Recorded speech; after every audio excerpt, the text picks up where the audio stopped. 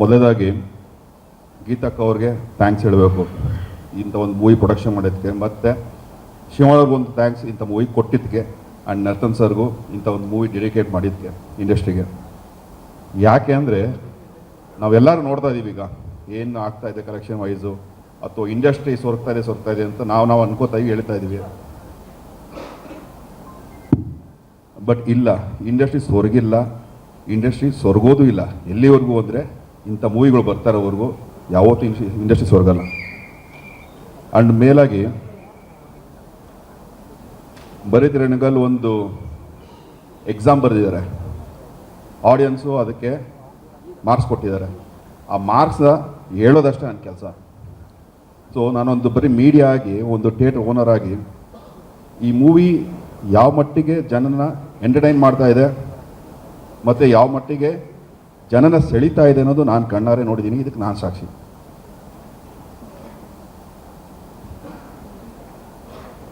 ಸಾರಿ. And ಸಾಕಷ್ಟು ಬಾರಿ actually ನನ್ನ ಕರೆದ್ರು ಹೇಳೋಕ್ಕೆ ಮೂವೀಸ್ ಥಿಯೇಟ್ರ್ ಕಡೆಯಿಂದ ಏನಿದೆ ಇದು ಕಲೆಕ್ಷನ್ ವೈಸು ಮತ್ತು ರಿಪೋರ್ಟ್ ವೈಸ್. ಯಾಕಂದರೆ ಫಸ್ಟ್ ಆಡಿಯನ್ಸ್ನ ನಾವೇ ನೋಡೋದು. ಯಾವುದೇ ಮೂವಿ ಆಗಿರ್ಬೋದು, ಅದರ ಫಸ್ಟ್ ರಿಯಾಕ್ಷನ್ ಏನು, ಅದು ಪಿಕ್ಚರು ಯಾವ ರೀತಿ ಆಡಿಯನ್ಸ್ನ ಅದು ರಿಸೀವ್ ಮಾಡ್ತಾ ಇದ್ದಾರೆ ಅಂತ ನಾವು ಫಸ್ಟ್ ನೋಡ್ತೀವಿ. ನಾವು ತದನಂತರ ಮೂವಿ ಟೀಮ್ ಅವ್ರಿಗೆ ಹೇಳ್ತೀವಿ, ಮೂವಿ ಟೀಮ್ ಅವ್ರು ಬರ್ತಾರೆ, ನೋಡ್ತಾರೆ, ಅವರು ಕೂಡ ಒಂದು ಅಸಟೈನ್ ಮಾಡ್ತಾರೆ, ಏನು ಸರಿ ಇದೆ, ಏನು ತಪ್ಪಾಗಿದೆ, ಏನು ಸರಿ ಹೋಗಿದೆ ಅಂತ. ಆ ನಿಟ್ಟಿನಲ್ಲಿ ಬೈರತಿರಣಗಲ್ ಮೂವಿ ಬಗ್ಗೆ ಹೇಳ್ಬೇಕಂದ್ರೆ,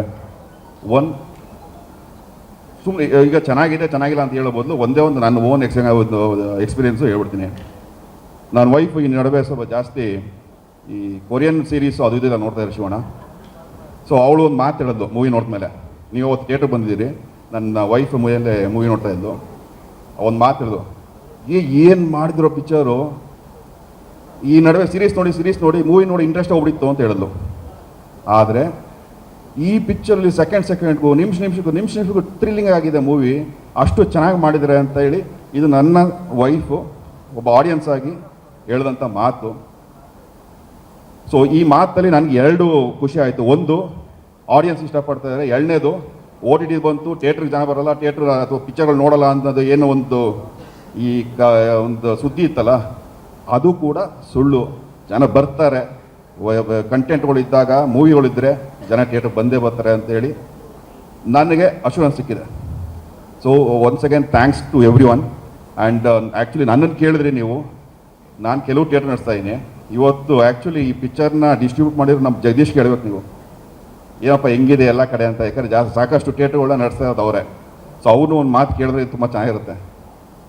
ಥ್ಯಾಂಕ್ ಯು ಅಣ್ಣ. ಇನ್ನು ಸ್ವಲ್ಪ ಹೊತ್ತಿನಲ್ಲೇ ಅವ್ರನ್ನ ಕರೆಸ್ತೀವಿ ಸರ್. ಆದರೆ ಆ ಕೊರಿಯನ್ ವೆಬ್ ಸೀರೀಸ್ನೆಲ್ಲ ಕೊಳ್ಳೆಗಾಲ ಕಳಿಸೋ ಲೆವೆಲ್ಗೆ ನಮ್ಮ ಬೈರತಿ ರಣಗಲ್ ಥಿಯೇಟ್ರಿಗೆ ಆಡಿಯನ್ಸ್ನ ಕಳಿಸ್ತಾ ಇದೆ. ಇದು ಬೈರತಿ ರಣಗಲ್ ಪವರ್ ಅಂತ ಅಂದರೆ, ಪ್ರೀ ರಿಲೀಸ್ ಇವೆಂಟಲ್ಲಿ ವೇದಿಕೆಗಳಲ್ಲಿ ನಮ್ಮ ಸಂಗೀತ ನಿರ್ದೇಶಕರು ರವಿ ಬಸರೂರ್ ಸರ್ ಹೇಳ್ತಾರೆ, ನರ್ತನ್ ಸರ್ ಜೊತೆ ಇದ್ದು ಹೇಳ್ತಾರೆ, ಇಂಟರ್ವಲ್ ಬ್ಲಾಕ್ ನೆಕ್ಸ್ಟ್ ಲೆವೆಲ್ ಇರುತ್ತೆ ಅಂತ. ಒಂದು ಸಿನಿಮಾಗೆ ಇಂಟರ್ವಲ್ ಬ್ಲಾಕ್ ಬಹಳ ಮುಖ್ಯ ಆಗುತ್ತೆ.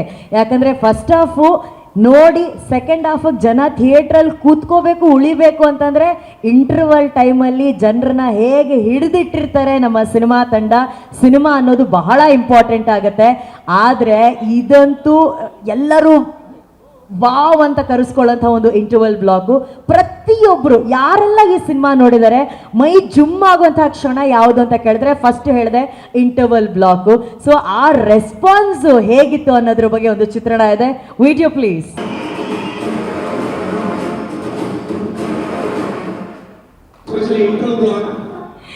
ಸ್ವಾದಿಷ್ಟತೆಯ ಸ್ವಾದ, ತಾಜಾತನದ ಆಹ್ಲಾದ, ಉತ್ತಮ ಆರೋಗ್ಯ ಮತ್ತು ಹೆಚ್ಚಿನ ರೋಗ ನಿರೋಧಕ ಶಕ್ತಿಯ ವೃದ್ಧಿಗೆ ಈಗ ನಿಮಗೆ ಸಿಗುತ್ತಿದೆ ಉತ್ತಮ ಗುಣಮಟ್ಟದ ಪೌಷ್ಟಿಕಾಂಶ Shri Vaidik millet health mix. ಇದು ಸಿರಿಧಾನ್ಯಗಳ ಸಂಪತ್ತು.